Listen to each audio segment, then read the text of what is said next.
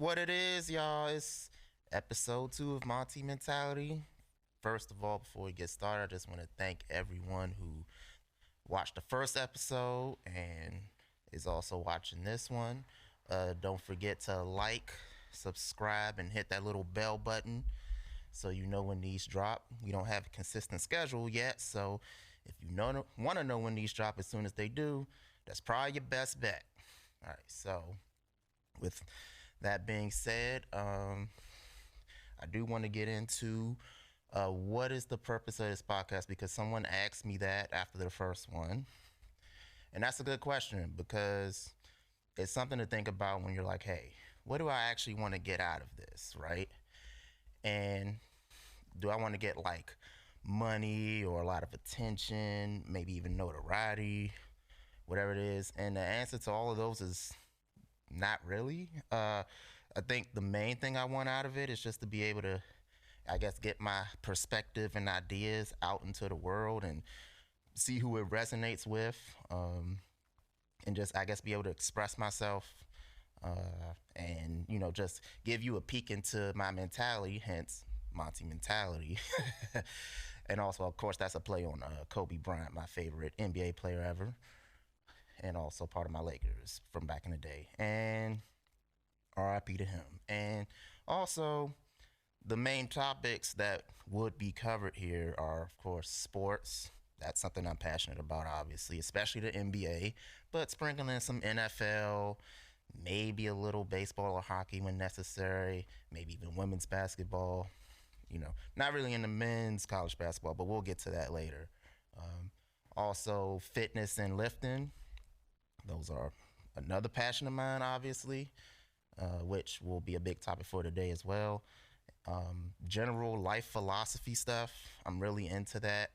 I'm really into just ideas about life, both from experience, secondhand and third hand experience, even with research and books and things like that. And like I said, just a perspective that maybe you haven't heard before that might be unique. So that's the general purpose of this podcast. And so hopefully I can convey those messages in an articulate way and in a manner that, resonates with people and, is clear, hopefully concise. We'll see. And hopefully we get better at doing this as we get along. As again, this is only the second go round. So, might be some growing pains, but we'll get through them.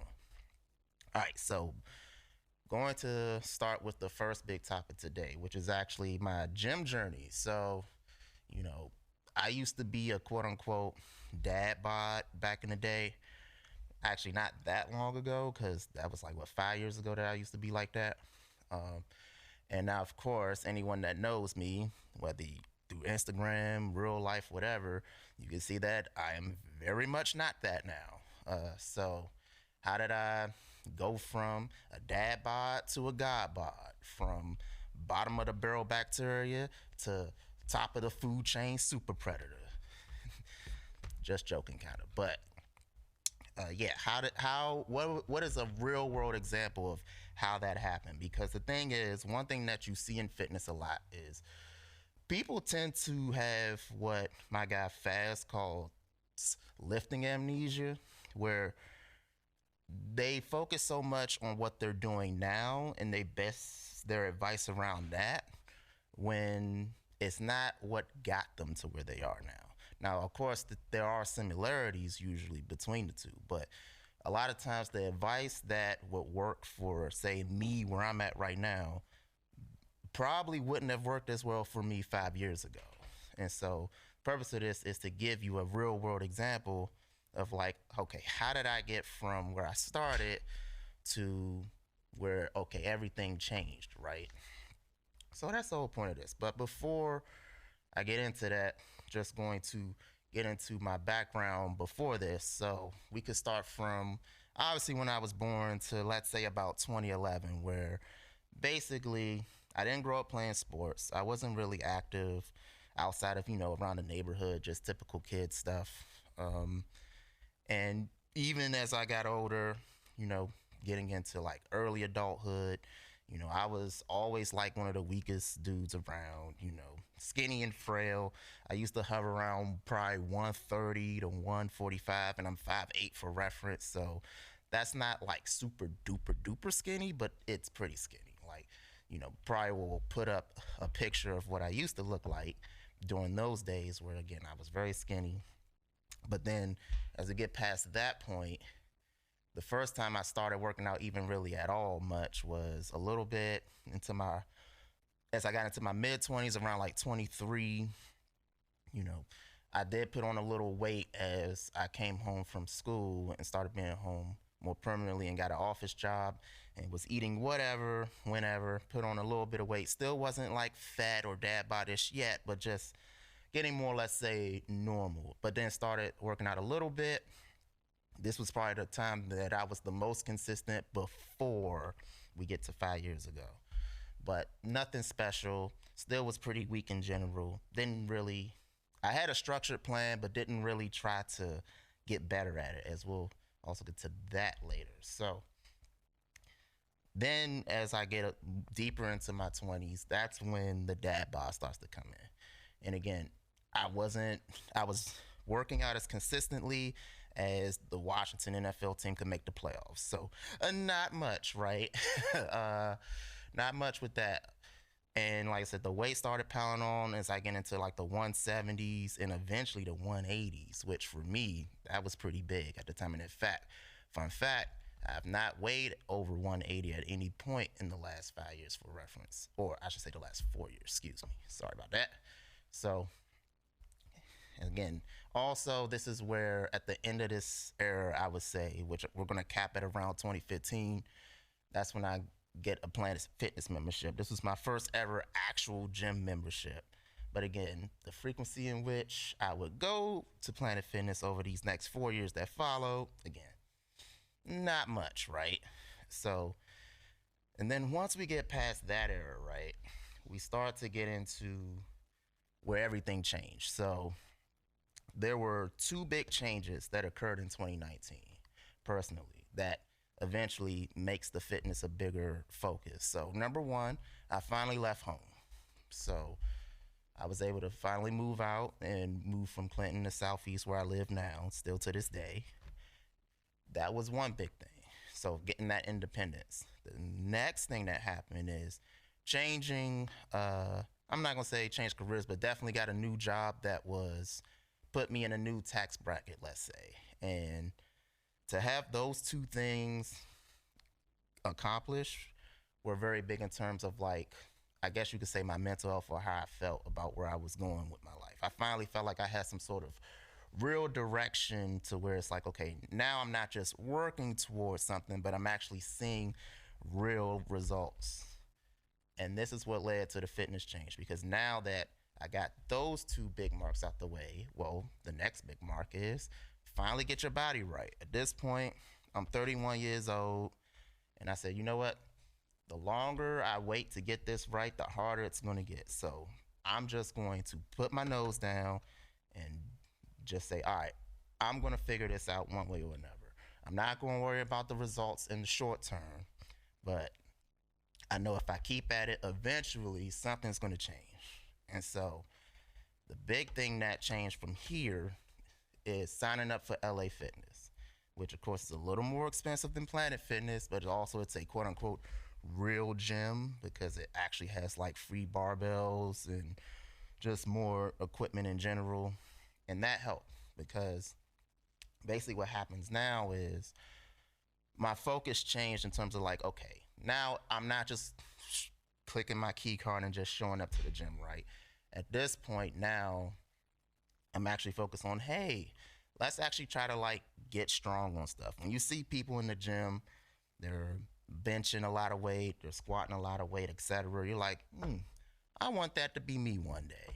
And so slowly you start to focus on, all right, hey, I did 135 for 8 last time. Hey, let's try to do 9 this time. Hey, I took the 45-pound dumbbells for 12.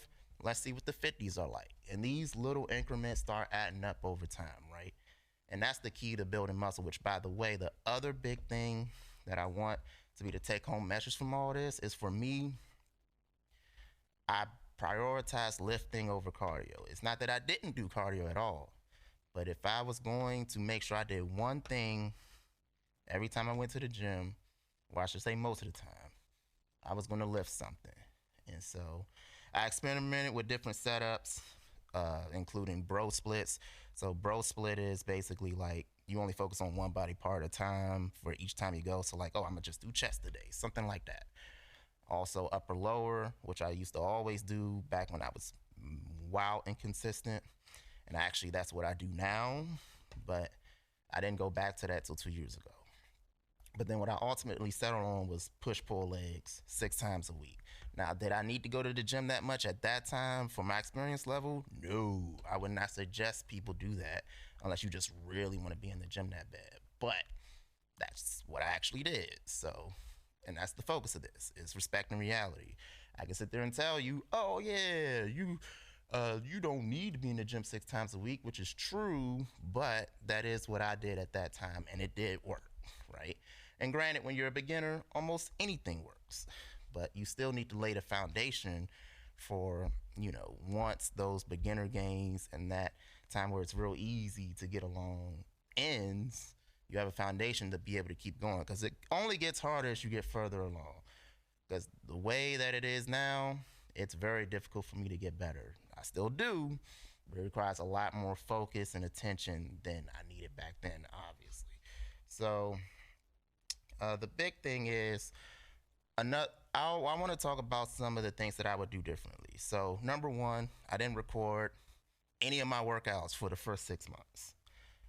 That's a big thing that I'm doing now and have been doing for the last 4 years. I could track you every single workout that I've done, at least serious workout that I've done, going all the way back to February of 2020. Before that, I didn't record any. Not that I was winging it, I just wasn't recording anything. I wasn't jotting down what I did last time and what I was trying to beat. So that's something that I would change. Another thing I would change, didn't record any videos.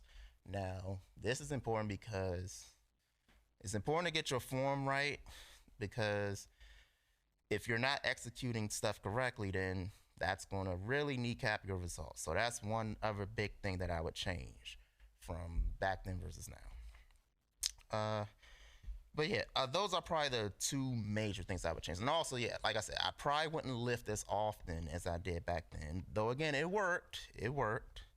I didn't overreach or anything like that. It's just, it wasn't necessary, and I might have progressed a little faster, honestly, if I had did that a little less, maybe focus on cardio a bit more. But again, we're talking about what I actually did, and what I actually did, it did work, so I don't necessarily regret it. I just would tell 2019, 2020 me to do things just a little different. But yeah, I lost 11 pounds in those first 7 months. COVID hits, no gym for 5 months or so. But this is the other important part before I move on to the next big topic, which is, in those 6 months, I think it was about 5 months, excuse me, that followed when COVID basically flipped the world upside down, and I thought I was going to finally fall off. I was like, man, I'm finally getting this together, and then this hits, and it's like, man, can't catch a break. But I said, you know what? I'm not going to let it stop me. I still got a pull-up bar in the house. I can still get outside and run. So did a lot of push-ups and pull-ups a few times a week. Started running outside, so got pretty decent at running. And the big thing is, this is where the big transformation happens. So I went into COVID weighing around the mid 170s. Now, by the time we got to August, I was all the way in the low 150s. So yeah, I was almost back to the weight I was when I was skinny. But obviously, it didn't look like 150 used to look. There was a lot more cuts. I actually had for real abs. Like, you could see all the little cuts and everything. I had bicep veins for the first time. I was like, oh, what is this? Shoulder veins, all that stuff, right? I was skinny, but I had a lot of definition. And then once that was done, I finally go back to the gym. I start doing my first ever bulk where I start focusing on putting on muscle over everything else, not worrying about fat gain and stuff. And then basically repeating that cycle of gaining and then cutting it back off. I've been doing that for the last almost 4 years now to get to where I am today. Now, I was going to go over every little phase between that mid 2020 up to now, but we're going to save those for another day because don't want to bore you too much all in one swoop. So, yeah, that's what I did to get from the initial transformation of the dad bod to what I call the skinny muscle that sets up to where I am now. So, and then with that transition, we go to the other big thing that I want to talk about today, or at least one of the other big things, and that is the NFL draft, which is in 16 days on April 25th. And everyone knows that at this point, Caleb Williams is going to be the number one pick going to Chicago, right? That's pretty much set in stone at this point. So where the draft really starts is at number 2, which is with my Washington Commanders. With the new ownership and the new front office, obviously fans are getting really excited about the possibilities, and it all starts, well, actually it started with free agency, but the real start is right here at the draft because this is where arguably they have the most important decision to make, at least at this stage, which is which quarterback are they taking? Because we know they're going to take a quarterback, and we know there's 3 possibilities, but really it's 2. Like, I'll believe that they will draft J.J. McCarthy when I see it. But right now, in reality, it's probably between Jayden Daniels and Drake Maye. Now, first, before I get into what my opinion is on what they should do, I want to talk about my philosophy on the draft and how I see it, because that's going to inform what I tell you about my preference of who I want as a Commanders fan. So the way I see the draft is this. Generally, I tend to favor upside over, downside, or even like median outcome, let's say. So median outcome is basically what you should expect. Downside is, hey, if this guy doesn't develop, or these weaknesses we see are bigger than we think, or turn out to be legit, and the things that they're supposed to be good at don't work as well as you think, then this is where they're going to end up. And then the upside is, hey, if all those things we see work and they're able to correct some of their weaknesses, then this is the possibility of what this guy could be in the league. I tend to favor the upside, and I'm not afraid to swing and miss. As now, granted, part of it's because I'm a fan, my job's not on the line, but that's generally how I see the draft. Is I'm going for that high-end top outcome over, okay, well, what's the bust potential? Now, of course, that has to be within reason. It can't be pie in the sky type of stuff. There has to be reason for you to think that upside is there, but that's what I'm going for. And so I'm not afraid to be like horribly wrong, in the end, because it's like, look, at the end of the day, I want a team that could eventually compete for Super Bowls, and that's very hard to do if you don't have those blue chippers, and especially at quarterback. Quarterback is, if you got that blue chip quarterback, it just sets up so much more for how your team is going to look. And granted, there are quarterbacks that, hey, you could be pretty good and still have that kind of team, but then you really got to nail everything else, and the room for error is just so much smaller, and that's why I favor that high-end outcome. So now, with that being said, if you're paying attention and you know anything about the draft, this draft in particular, then you probably can guess based on that philosophy where I land, which is that I favor Drake Maye over Jayden Daniels. And the reason why, the short reason, is because I do think Drake Maye's upside is higher.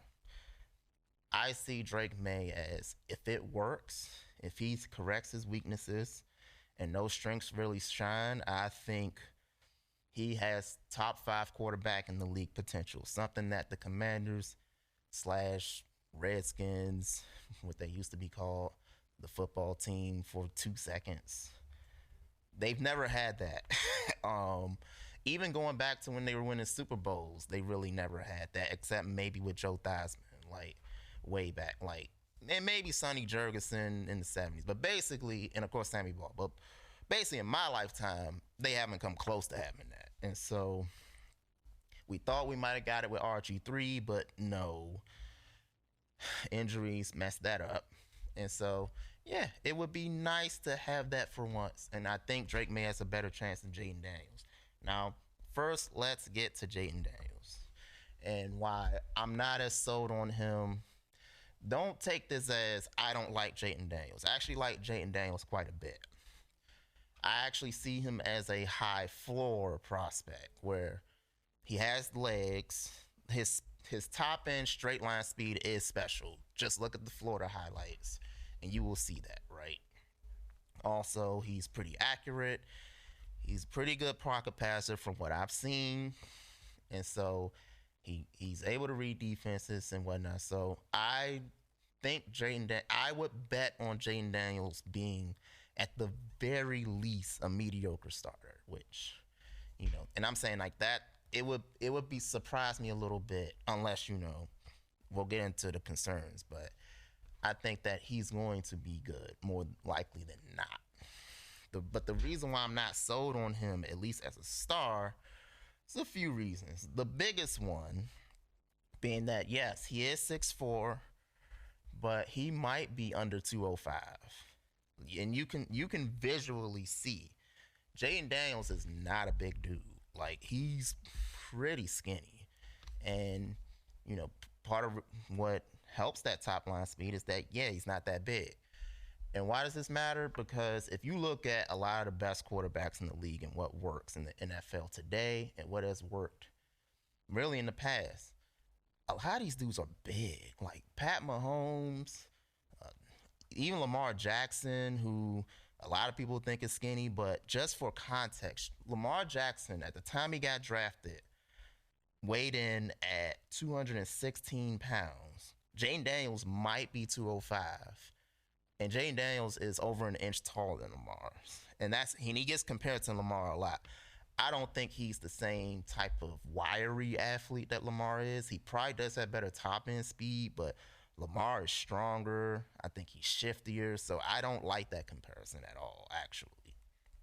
And I think Lamar's a bit more dynamic in terms of his playmaking ability than Jayden is at the same stage. I think one thing with Jayden, along with the fact that he's small, and so the track record of quarterbacks who are as light as he is and being successful, you're basically looking at, in the last 20 years, you're looking at Kirk Cousins, Jeff Garcia, and I forget who the other one was, but the list is small. Like, let's just say that.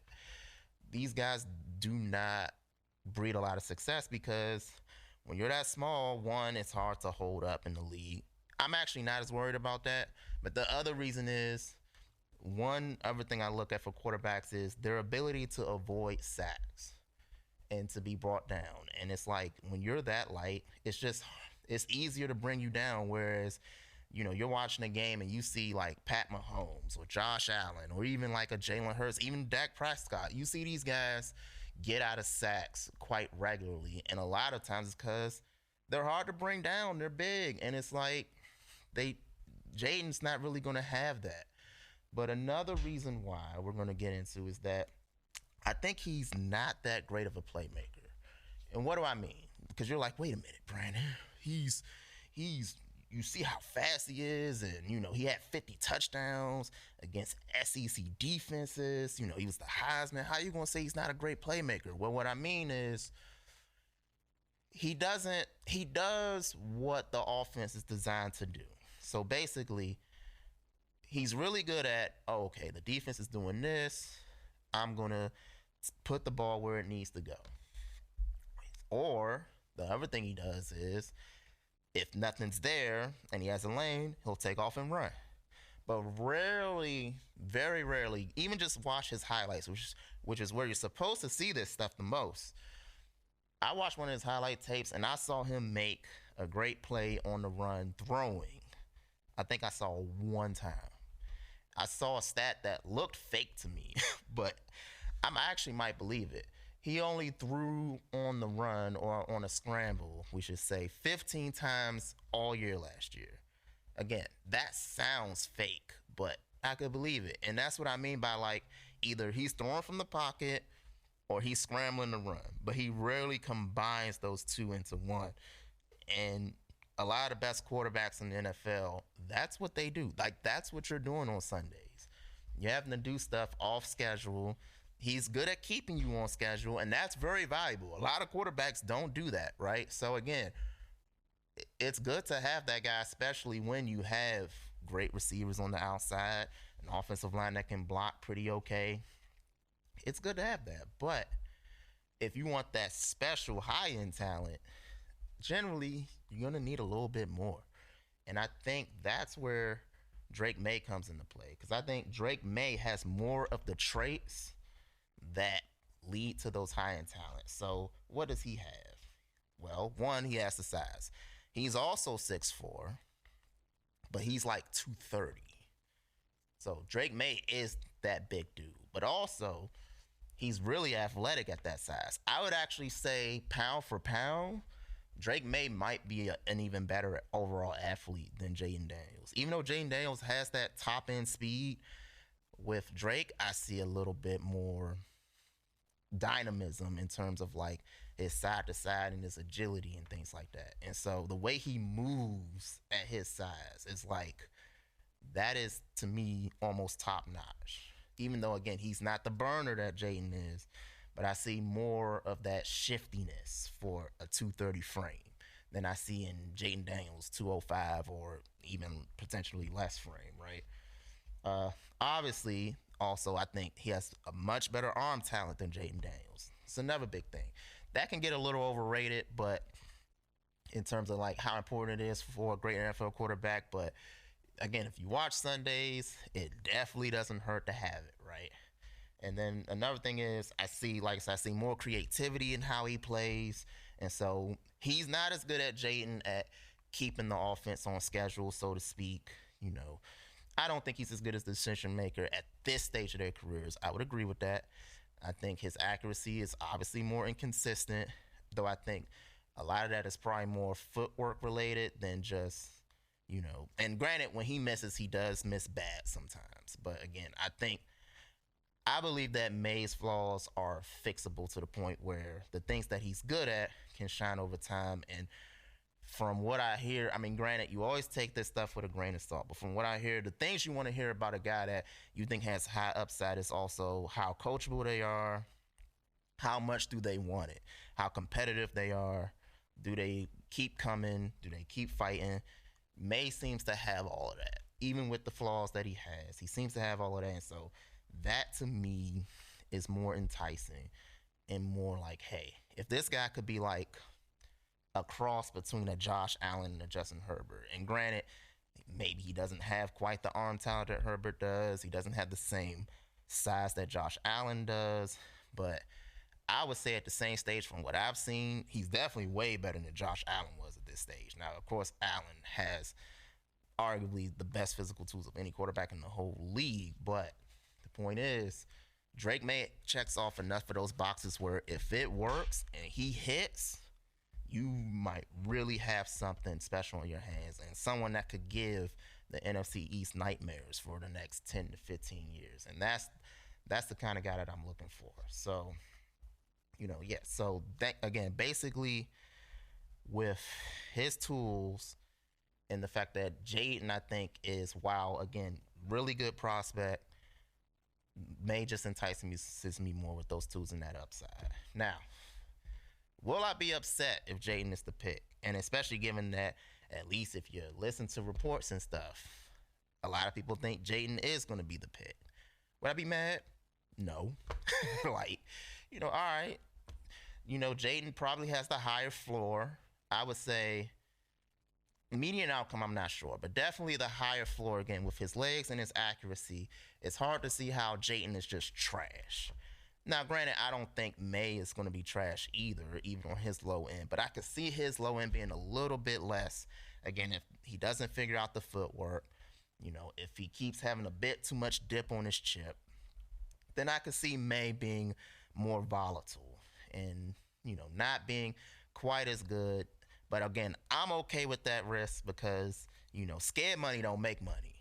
And so, like I said, with Jayden, I'd be pretty sure he'd be good.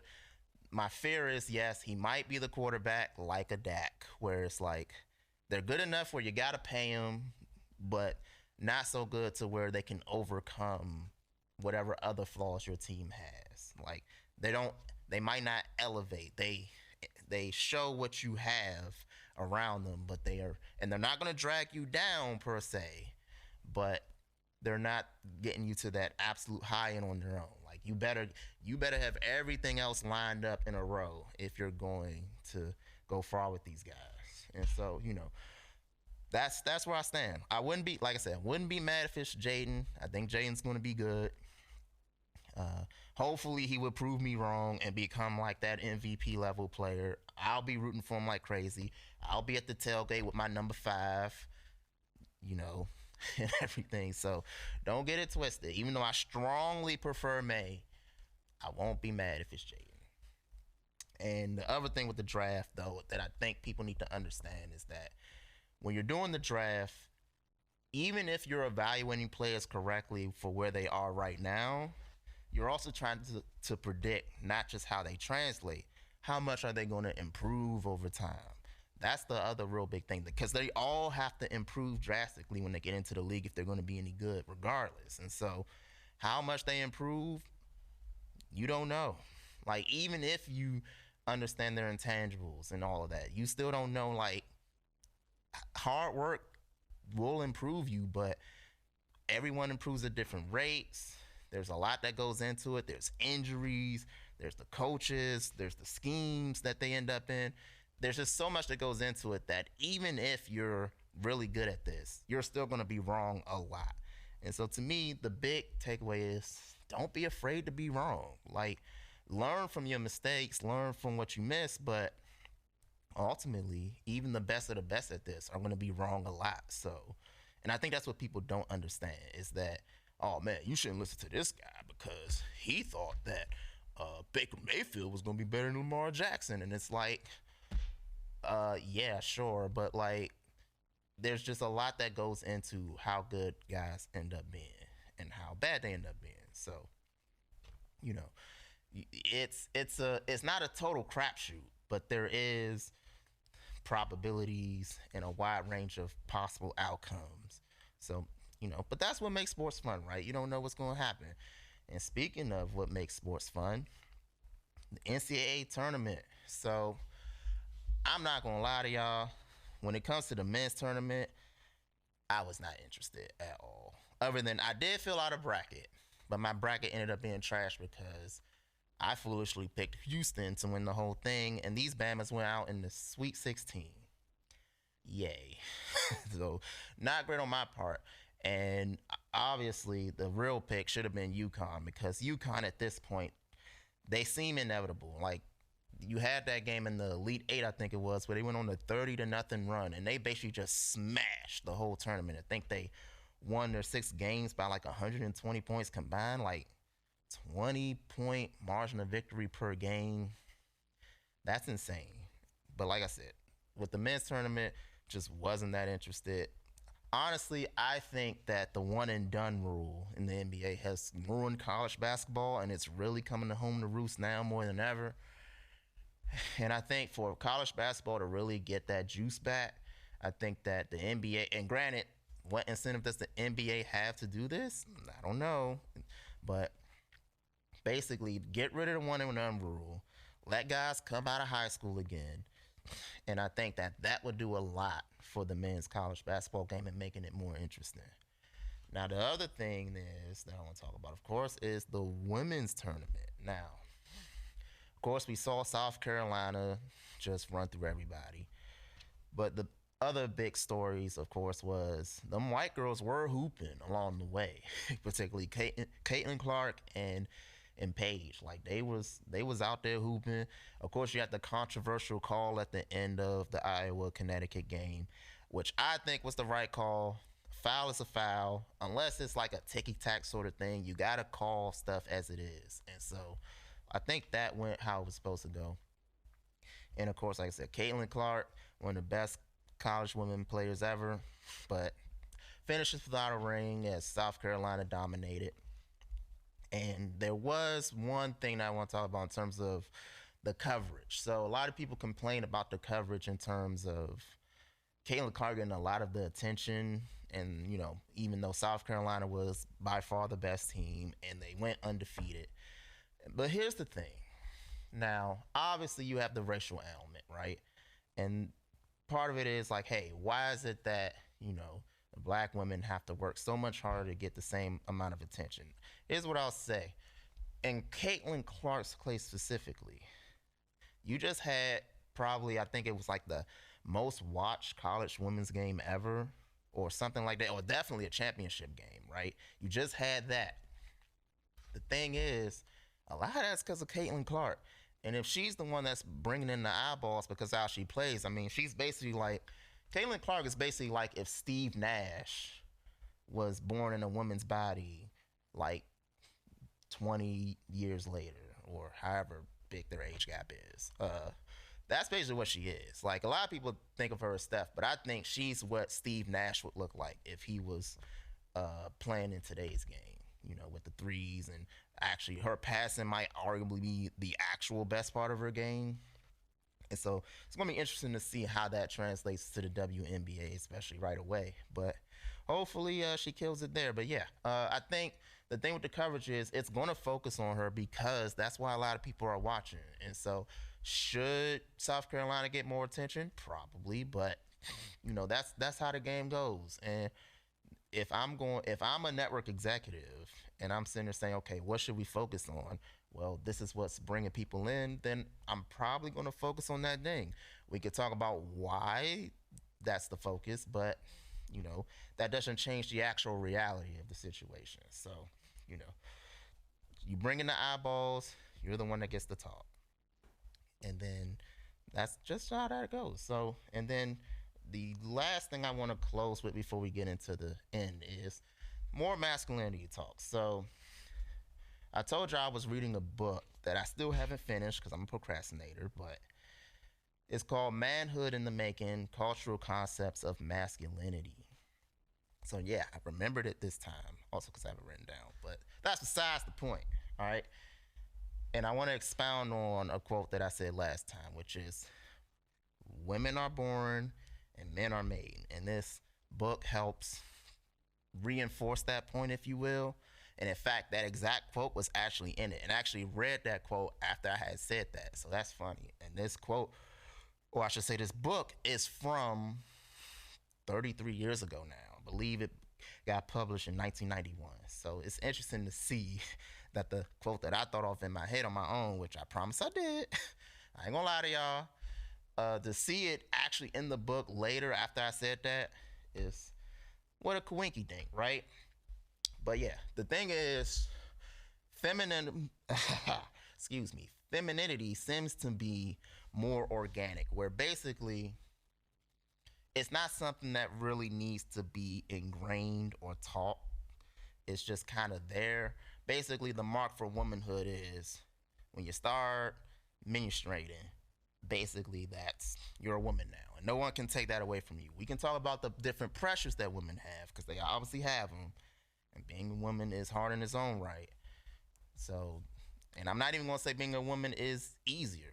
I wouldn't agree with that. But there are unique challenges to men and manhood where a lot of times with masculinity, it's not natural for us to lean into those things. It has to be drilled. It has to be constantly reinforced and constantly, sometimes almost beat into you, either figuratively or in some cultures, literally, And the biggest takeaways from the book so far for me, because I'm about 80% done with it, one of the common threads you see is indeed that a lot of times this masculinity has to be drilled into boys where it's not their natural instinct. You have to be goaded, you have to be prodded, And there's this idea that we're naturally like aggressive and naturally this and naturally that. And a lot of times it's not the case. A lot of times you gotta be taught these things.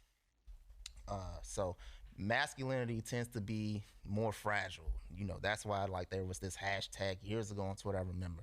Fragile masculinity. Well, it's true. It's a more fragile thing. You have to constantly reinforce it. Um, Other big takeaways or big common threads, because they study all these different cultures across the world, to see like, where were they different and how were they similar in terms of chasing that manhood, chasing that masculinity. The biggest one that I see or that I've read and saw, and it made sense because I can relate to this myself, and it's the separation from the mother. That's probably if there's any common thread you see, there's one. If there's one common thread, it is needing to separate from your mom. Because your mom represents the link to your childhood, the link to where you don't have to really have as much responsibility, you're comfortable, you're taken care of, etc. And for you to elevate into a man where now you have to be the one to provide, you're the one that has to take care of things. If you're tied to your mom, it's very difficult to practice that. And so that's one, the biggest fear is always when you go back to mom, that's when you revert back to being the little boy, that little boy. And so when you flip to where now I can take care of mom, or I can take care of this woman or these kids, etc., that's one of the big threads is you have to be able to separate from your mom in order to realize full manhood. Another thing is accumulating wealth. Don't need to get into that. That's pretty obvious.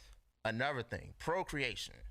Being able to procreate and have not just kids, usually a lot of kids. Now, of course, where this would differ is in some cultures, it's have a lot of kids with one wife, and others, it's just have as many kids with as many women as you could possibly have. Obviously, repopulating the earth is a big thing.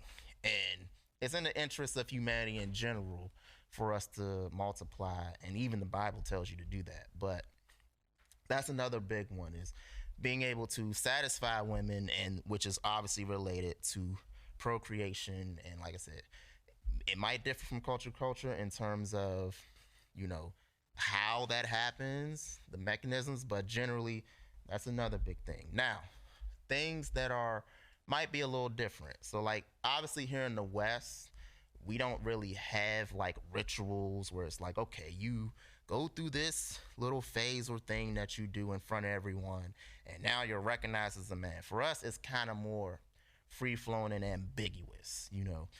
We have things that we can do, like I said, accumulating wealth, procreating, things like that might mark manhood, being responsible, etc. Or even things that are more superficial, like said, wealth, having nice cars, big houses, and stuff like that. But generally in the West, we don't have like a hard line in terms of like, you must do this, this, this, and that in order to be recognized as a man, in order to be able to marry and have kids and all that. Whereas in other cultures, like, East Africa, places like that, there might be something where like you might kill livestock, for example, like, hey, you have to kill an antelope somewhere, and that's like your mark into manhood.